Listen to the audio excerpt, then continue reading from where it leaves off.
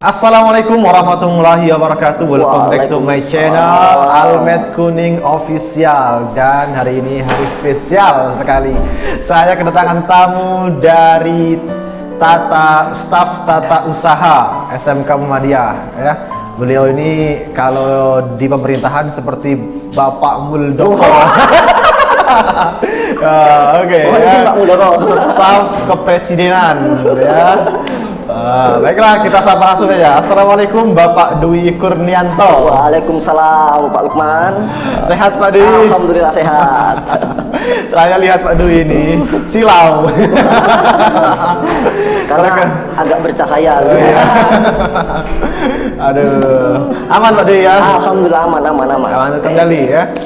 Gimana kantor TU aman? Kantor TU alhamdulillah masih aman, masih bersih, masih seperti biasanya alhamdulillah. Ada yang demo di staf kepresidenan Anda? Oh tidak, kita beda ini ya. Beda aliran. Kita kependidikan saja, tidak ikut campur urusan politik karena saya tidak bisa tentang politik ya. Ada yang hilang tidak? Alhamdulillah tidak. Tidak, tidak aman. Jadi kita di musim seperti ini harus ekstra menjaga ya. Apapun bisa hilang ya.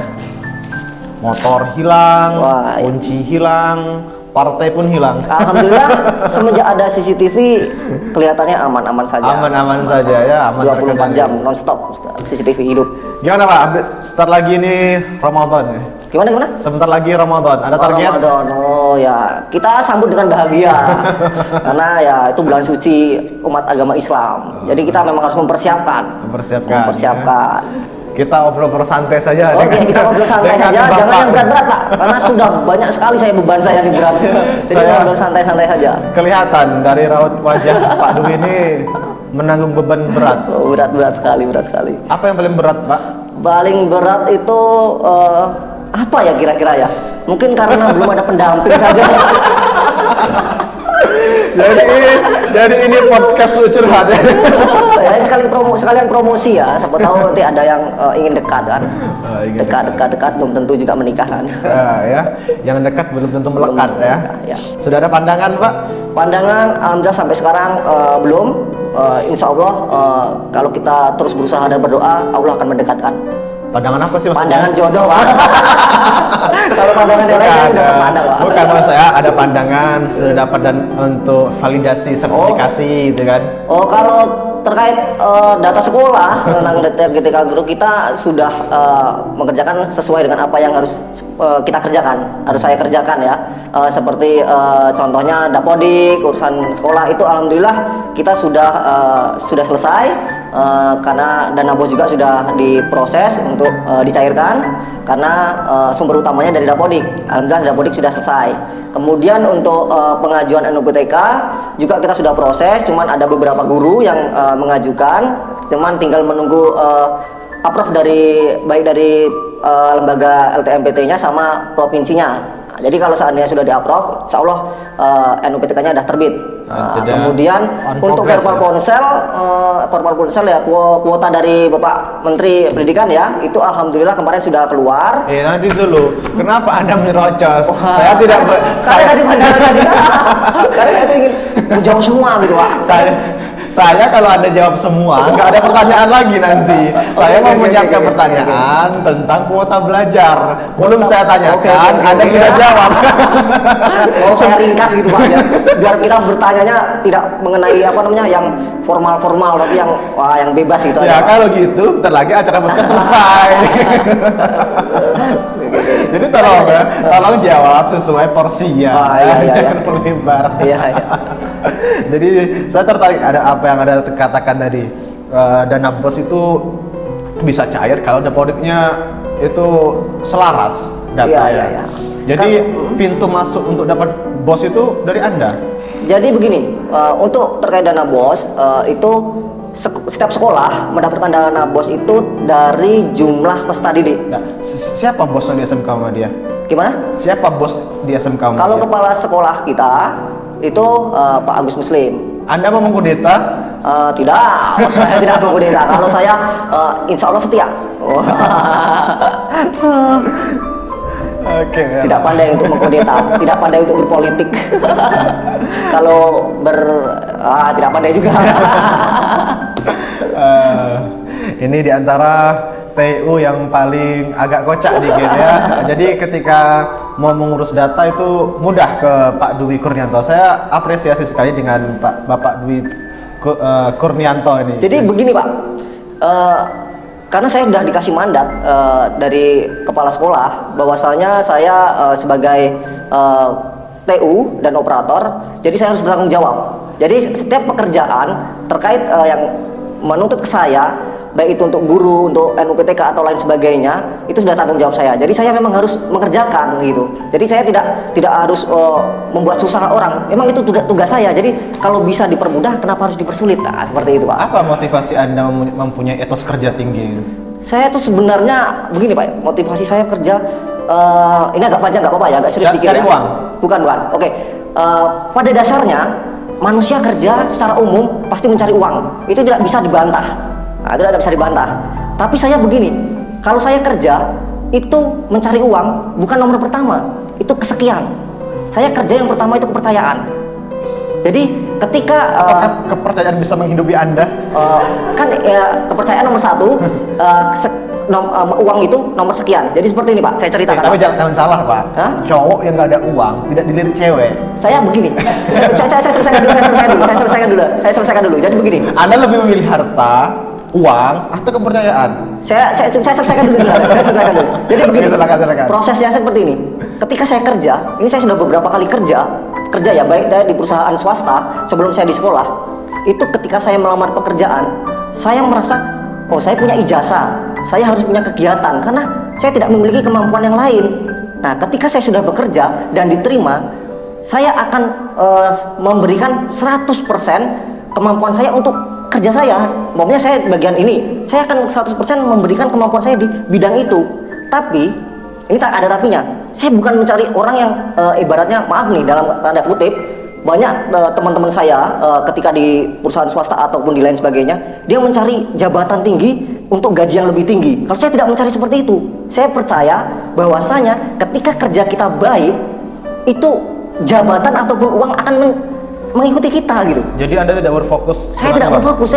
Fokusnya sekarang apa? Saya gini Pak, jadi saya itu kalau kerja, fokus Anda sekarang apa? Saya fokus bagaimana supaya kerja saya selalu baik di mata salah. Itu kan saya, itu menurut saya. Anda berfokus pada bagaimana itu pertanyaan, bukan fokus. Iya, saya fokusnya setiap kerjaan saya, kalau kita lagi dong bagaimana, setiap kerja saya itu selalu mendapat kepercayaan bos. Itu saya kerja, saya punya prinsip dari saya ketika selesai kuliah, saya mempunyai prinsip seperti itu. Jadi setiap saya kerja, bagaimana supaya kerjaan saya selalu dipercaya dengan bos.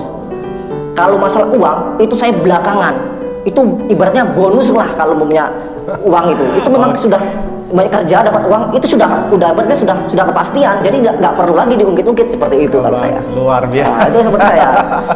Nah, ini diantara contoh ya. Jadi guru itu digugu dan ditiru. Ya. Jadi kalau guru kencing berdiri, murid kencing berlari. Setuju? Setuju. Jadi gini Pak, saya tambahkan lagi, kalau kita menjadi guru atau menjadi pendidik, jangan pernah berpikir menjadi guru harus dapat uang. Karena bukan. Anda setuju dengan pepatah tadi itu? Oh, setuju. Karena saya tidak setuju. Oke, itu soal prinsip Bapak dan prinsip saya. Karena baik setuju dan tidak setuju itu ya tergantung masing-masing pemilihan ya Pak ya. Gitu aja. Kenapa kok lebih banyak analoginya ke negatif? Guru kencing berdiri. Malu dong harusnya jadi guru kencing berdiri. Berarti itu kan kiasan, Pak. Berarti Anda juga suka kencing berdiri, mohon maaf. Bukan, itu kiasan, Pak. Anda kan setuju? Ya, kiasan itu tidak harus diartikan besar pasak daripada yang pasaknya besar. Jangan kan itu kiasan, seperti besar pasak berarti besar pengeluaran daripada ini. Artinya itu ada artinya. Ya, artinya ketika menyetujui setuju. Iya, tapi kan tidak harus kencing berdiri, tidak. itu hanya kiasan gitu. Tapi di balik arti itu ada ininya. Berarti kalau kencing begini, kenapa dikiaskan kepada kalimat yang negatif? Wah, kalau itu kayaknya artinya gini, anak itu lebih suka meniru guru yang sisi negatifnya, sedangkan untuk meniru sisi positifnya itu sedikit cenderung menahan diri anak itu, susah menirunya. kalau menurut saya begini ya, masalah perkara negatif atau ini itu oke lah ya, kita kan punya pendapat berbeda-beda. Kalau saya itu hanya sekedar kiasan. Oke lah kalau orang mengartikannya, oh kencing berdiri itu tidak secara agama tidak bagus karena Rasulullah mengajarkan kita kencing untuk duduk. Oke, itu Anda hafal dalilnya? Hah? Wah, saya kalau terkait itu saya ya tahu sedikit-sedikit belajar. Maksudnya bukan arti dalil. Saya bukan ahli agama, Pak. Tapi kalau ahli agama saya jadi debat agama. Oke, kita topik aja lah. Guru main game. Apakah anak juga main game? Kayaknya gini. Anak-anak, kita tidak bisa melarang anak-anak tidak bermain game. Cuman, Anda setuju anak-anak main game? oke, game diciptakan untuk apa? Untuk menghilangkan kesetresan. Oke? Tidak harus. Iya, tidak harus. Itu kan pendapat saya. Tidak mesti. Oke, tidak mesti. Tapi game diciptakan untuk kesenangan. Itu pasti. Nah, untuk uang juga oke, pasti. Kemudian begini. Tinggal bagaimana memposisikan maksudnya anak main game. Bagaimana dia memposisikan waktunya? Ketika dia bisa memposisikan waktu bermain gamenya dengan belajarnya dengan itu, no problem bagi saya. Tapi kalau yang sudah over, terlalu, itu problem. Karena sesuatu yang berlebihan itu tidak bagus. Tapi anak-anak seumuran SMA, SMK itu kan sedang abnormal, masa perkembangannya sedang tidak labil. Ya. Tentu dalam memanajemen waktu itu susah ketika ada serangan game. Ketika Anda setuju dengan game, berarti Anda juga setuju untuk anak-anak bergadang main game. Kalau bergadang saya tidak setuju. Saya setuju dengan orang yang menciptakan game. Saya setuju, sepakat. Cuman saya tidak sepakat ketika alokasi waktu yang berlebihan digunakan anak. Itu saya tidak sepakat. Umpamanya anak bergadang itu saya tidak sepakat. Tapi ketika dia bermain di waktu-waktu yang umpamanya libur 1 jam, 2 jam, no problem bagi saya. Begitu, Pak. Jadi konteksnya itu bukan perkara gamenya, tapi waktunya. Bagaimana mensiasati waktunya? Ketika anak itu bisa mensiasati waktu, no problem. Tapi kalau tidak bisa mensiasati waktu, saya tidak setuju. Nah, itu aja, saya sepakat itu aja. Jadi bagaimana tergantung di kitanya atau anaknya tersebut, itu aja. Luar biasa, Dwi Kurnianto. Jadi ini omongannya berat-berat ini, Pak. Dan ini kirain ringan-ringan loh, cerita tentang sejarah hidup. Waduh. Ada informasi terbaru, Pak, untuk para siswa ataupun guru mengupdate datanya di TO. Silahkan disampaikan, Pak. Oke, begini. Jadi begini, buat anak-anak, terutama kalau kelas 10 dan kelas 11, bagi yang belum melengkapi data peserta didik barunya ketika dia mendaftar, tolong dilengkapi. Tapi untuk anak 11, ijazahnya sampai SKU-nya alhamdulillah sudah lengkap semua, karena data sudah saya berikan, sudah saya inputkan. Nah, buat anak kelas 10, sekiranya mohon minta bantuan wali kelasnya juga dipercepat untuk pengumpulan ijazah SMP-nya. Karena apa? Nanti saya akan mulai pelan-pelan menginput data yang benar sesuai dengan ijazah SMP. Karena di pendidikan atau di sekolah itu patokannya ijazah SMP. Nah, seperti itu saja, Pak. Jadi mohon berkas-berkasnya dilengkapi saja. Pusing, Pak, jadi TO? Dikatakan pusing, dikatakan tidak. Nah, gitu aja, Pak. Ada ini ya, apa namanya? Seni ya. Ada enaknya, ada susahnya. Kalau susahnya itu, ini bukan kayak susah ya. Susahnya itu kalau menjadi TU itu kalau ada tugas-tugas dadaan, Pak. Nah, itu susah, Pak. Ada tugas-tugas dadaan. Pokoknya dari dinas minta ini. Kita harus mempersiapkan hari itu juga. Tapi enaknya kalau kita tidak ada kerjaan, ya kita santai, Pak. Ya santai saja, bisa ngopi-ngopi, bisa ngobrol-ngobrol sama guru-guru yang tidak ada jam mengajar. Seperti itu, Pak. Oke, luar biasa. Oke. Kenapa ada tertawa? Saya ini hobi tertawa, Pak. Aduh, ya. Kirain saya tadi mau ngomong yang ringan-ringan. Ada pantun, Pak? Wah, kalau pantun saya tidak terlalu pintar dalam mendeskripsikan kata-kata untuk pantun, Pak. Saya tidak punya pantun, Pak. Berarti Anda tidak romantis? Wah, saya bukan tipikal orang romantis, Pak. Makanya saya dijauhi sampai sekarang tidak mendapatkan pasangan itu karena kurang romantis, Pak. Oke, saya kasih informasi ke Anda kalau Anda mau belajar romantis, belajar kepada Pak Agus Nuri. Ya. Oh, itu kayak sepertinya luar biasa, Pak. Nah, Nanti saya akan coba, Pak. Saya akan coba kontak beliau, Pak. Ini rekomendasi saya kepada Anda ya, supaya Anda bisa berperilaku romantis ya. Siap. Saya akan kontak Pak Agus Nuri, Pak. Insya Allah beliau segera membantu saya. Sudah berapa tahun Pak Dwi di SMK Muhammadiyah? Saya masuk 17 Juli 2017. Sudah hampir jalan 4 tahun. 4 tahun. Alhamdulillah 4 tahun. Itu saya setelah bekerja di menjadi sales kompor gas, Pak. Gimana? Kayak pengalaman menjadi sales kompor gas? Pernah beleduk gitu? Jadi wah ini tapi saya pernah baca di salah satu sosial media bahwasanya perusahaan kita tidak sebut perusahaannya, pada waktu itu perusahaan ini besar-besaran mencari karyawan mau diletakkan di manajer. Pada saat itu saya resign dari salah satu bank di Indonesia. Saya resign, saya keluar dari bank salah satu di Indonesia. Kemudian saya menganggur itu beberapa minggu. Kemudian ada informasi, saya temukan informasi itu tersebar seperti brosur mencari 50 karyawan di mana nanti akan ditempatkan manajer dan lain sebagainya. Kenapa? Bosan? Kan gimana? Bosan di banknya? Di sini? Bukan, itu dulu sebelum di sini, belum masuk di sini, Pak. Alhamdulillah di sini saya bosan. Betah, Pak. Saya betah. Bahkan saya di sini satu-satunya tempat kerja saya yang buat saya merasa nyaman. Gimana? Karena selama ini Anda nyaman? Nyaman. Sama siapa? Sama tempat pekerjaan saya ini, Pak, di sekolah ini, Pak, di SMK Muhammadiyah Singkut ini, Pak. Alhamdulillah. Karena di tempat sebelumnya saya agak ragu antara nyaman itu, definisi nyaman itu bukan pada tempat. nyaman pada seseorang gitu, Pak. Kalau saya ya anggaplah ini ya karena kalau kita posisi kita nyaman, kita tuh di sini, Pak. Berarti Anda juga ada merasa nyaman dengan salah satu orang di sini? Saya nyaman banyak, Pak, nyaman, Pak, kalau di sini, Pak.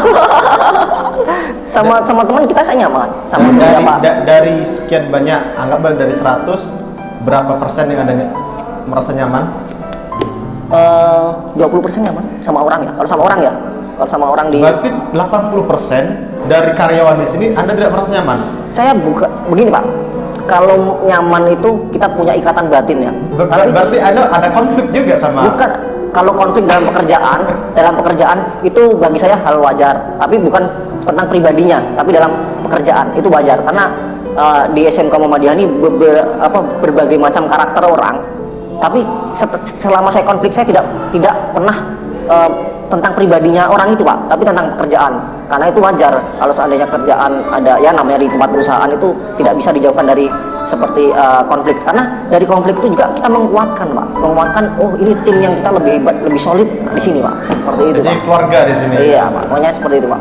Jadi kita lanjut lagi ke kerjaan kompor gas tadi ini. Saya cerita ini, Pak. Jadi lebih suka capek kerja atau lebih suka capek nganggur?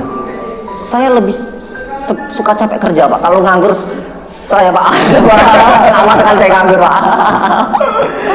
Pusing bagaimana saya tuh kalau nganggur itu kayak ibaratnya apa ya? Nggak berguna gitu, Pak. Orang lihat ini ngapain, cuma duduk, cuma tidur. Nah, itu, Pak. Kalau ada pekerjaan tuh ada juga kegiatan gitu. Meskipun saya tidak memiliki keahlian-keahlian yang lain dan sebagainya gitu. Itu kan sering orang curhat di medsosnya capek kerja. Setuju Anda? Kalau capek kerja, saya lebih ya setuju lah, Pak. Kalau capek kerja setuju, karena tadi sudah setuju katanya. Tadi katanya tidak setuju. Kan saya tidak setuju ketika capek nganggur, Pak. Kalau kerja saya setuju. Makanya saya lebih suka kerja daripada nganggur gitu, Pak. Kalau nganggur itu sama sekali ya kayak nggak berguna gitu, Pak, itu, Pak. Jadi lebih capek mana menjadi sales atau menjadi TU? Saya kalau ini yang jelas ini ya. Kalau jadi sales itu gini, Pak ya. Saya cerita lagi flashback, Pak. Jadi sales saya seperti di jam 8 berangkat, pulang jam setengah 10 malam, dan terjual 1 kompor gas. Dan di situ maaf kita melakukan sedikit apa ya? Kalau penipuan tuh gimana ya, Pak ya? Sebenarnya bukan penipuan, sejenis apa ya? Dia tuh gini Pak, jadi di setiap orang, di rumah orang, kita tuh seolah-olah orang itu mendapatkan bonus. Oh, Bapak menggunakan produk ini. Iya. Kita kasih pertanyaan, 2 pertanyaan itu ya. Coba tolong ambilkan barangnya Pak, gitu kan. Jadi diambilkan barangnya itu.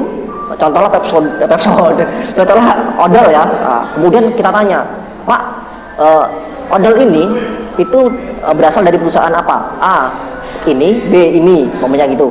Oke, Ketika orangnya intinya ketika promosi banyak bohongnya. banyak bohongnya Pak, asli Pak, banyak bohongnya. Di situ saya berpikir, ini kerja jualan gini seharian cuman dikasih uang 100.000 untuk makan, bukan untuk makan, cuman beli roti Pak. Akhirnya pada saat itu kita berpikir, kita diterima karena kita waktu training, sehari training diterima. Menyesal. Saya sangat menyesal itu ya, saya buang-buang waktu saya, sumpah akhirnya saya tidak terima, di kontak, Pak, Bapak diterima. Pada saat itu saya berempat, 3 cewek, saya cowok, diterima semua. Pada malamnya kami berunding bahwa kami tidak ingin melanjutkan bekerja di situ. Akhirnya sudah. Lebih memilih SMK. Akhirnya kami menganggur. Kemudian datanglah seorang Bu Dewi. Pada saat itu Bu Dewi. Ngapain nganggur? Nganggur, saya ngabisin uang Pak. Jadi nganggur itu pada saat itu saya di salah satu kota tangga sebelah di Bangko. Karena tabungan saya waktu itu bekerja di swasta itu. Akhirnya saya nganggur ngabisin uang itu. Baru saya pulang. Rencana saya pulang habis uang gitu kan. Nah, Bu Dewi kemudian telepon orang tua saya bahwasanya SMK membutuhkan TU dan operator karena TU sebelum dan operator sebelumnya itu sedang hamil. Pernah bercita-cita jadi stand up? Karena kalau bekerja belum Pak, tapi kalau jadi juri pernah di SMK Muhammadiyah Cenggut, pernah jadi juri stand up sama Ibu Yulia Prameswari sama mas-mas yang punya Oppo waktu pada saat itu karena sponsor rendah Oppo. Oke, baiklah, terima kasih Pak Dwi Oke, bincang-bincangnya. sama-sama. Ini bincang-bincang kosong saja. Ngomong kosong loh.